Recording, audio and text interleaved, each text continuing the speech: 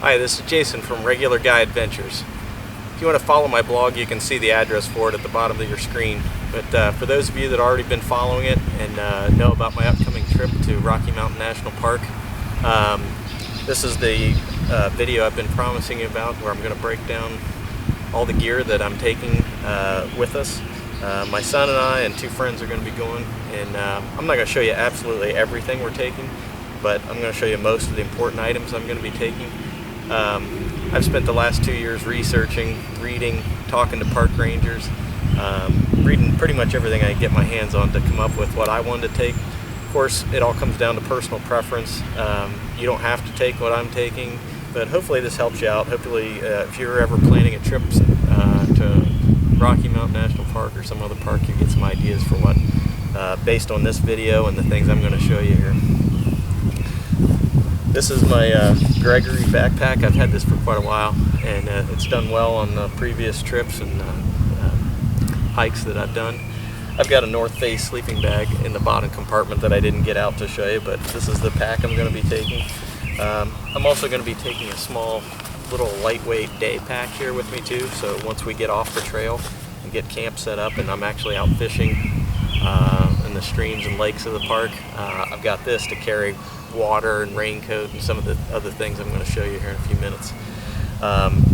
Speaking of water, the good thing about the park is water is pretty readily available. We're going to be on a lot of streams and lakes, so processing our own water. I've got a Catadine water filter I'm going to have with me to keep refilling my Camelback.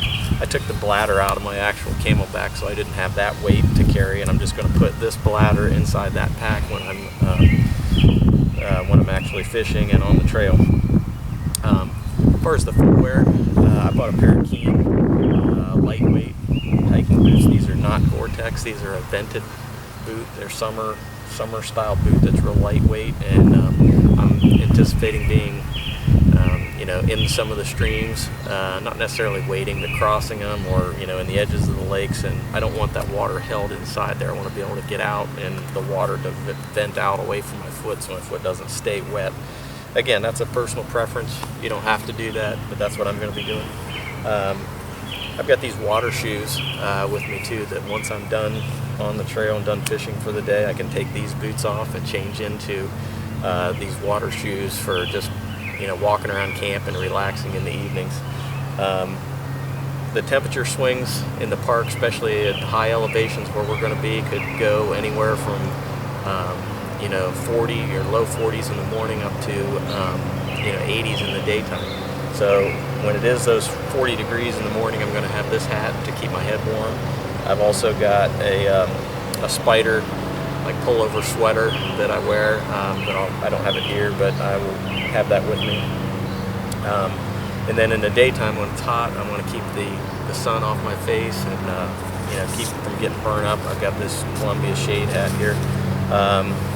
In the summertime, thunderstorms are pretty regular, common occurrence that can sneak up on you, and so I've got this packable lightweight rain jacket here that I'm going to keep in the day pack and keep handy in case I need to pull that out.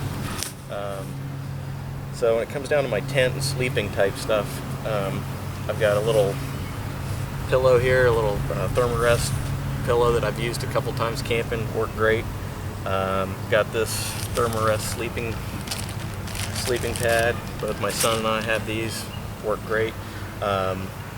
REI tent. I just bought this about 6 weeks ago. This is the Half Dome 2 Plus. One of the best purchases I've made for this trip. I've used it a couple times, had it set up several times. Really love this tent, really like it. I'll probably do another video at some point and show how easy it is to set up and some of the specific features about it, because I like it so well. There's a footprint that REI makes that goes specifically under that tent. It's only $30. I didn't buy it yet. I probably eventually will, but for this trip I spent like $3 for this little 5x7 tarp to put underneath it to protect it, protect the bottom of the tent. Like I said, again, that's personal preference. I'll probably end up buying the actual one, but for now I spent enough money on a lot of this other gear that I had to excuse me, I had to cut some corners other places. Jet boil stove. I love this thing. I've used this quite a bit. Unfortunately, I can't fly with this. You know, airline regulations, you can't fly with these, so I'm going to be renting one just like this once I get out to Estes Park. Quite a few shops there rent these, so I'll be renting one just like it. Got a little cooking pot and sports and that kind of thing that I'm going to be using to eat food out of. As far as cleaning, staying clean myself, you know, we got the wet wipes and the camp soap.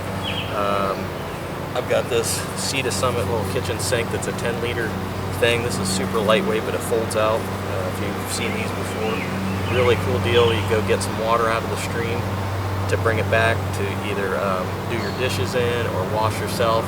You know, these are some of the most pristine waters left in the world, and I'm not going to be bathing in the streams and doing dishes in the streams and get, you know, soap and food and other chemicals into the water. So that's my little pitch about keeping these waters clean for the trout that we're after here. As far as my emergencies type stuff, I've got the medical kit here. Hopefully I don't need to use that much, but if we would get blisters, if we would get stung by something, you know, you get a cut, I've got that just in case. I've got a Leatherman here, a multi-tool that, you know, whatever happens, you know, need some kind of tool, need to make a repair. Got that with me. I've got some emergency blankets there, and some emergency matches. Again, hopefully I don't have to use any of that stuff. I've got a Cabela's Alaskan Guide Series headlamp here that I'm going to use at night when it's dark and need to see. And I got the camp trowel. You know, again, I think I spent $2, $3 for that on eBay. Unless there's a privy at your campsite, your backcountry site that you're going to be at, you're going to have to make do and dig yourself a cat hole or something like that to do your business in. So that's going to be in my pack.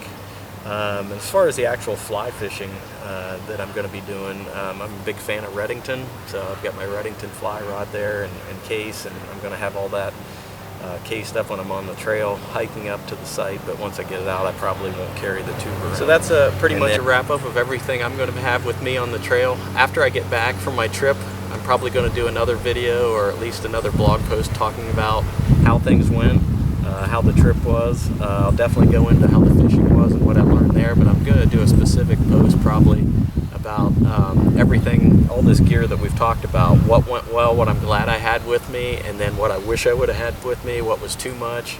You know, I'd like to have my pack down to 31 or 32 pounds when it's all said and done. I know some people are super minimalist. I'm not necessarily going for that, but as the first time doing this kind of trip in Rocky Mountain National Park, hope it goes well, and I'll share with you what I learned once I get back.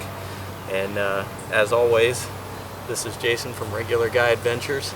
If you're interested in doing a trip like this, make it happen. Don't just talk about it, make it happen.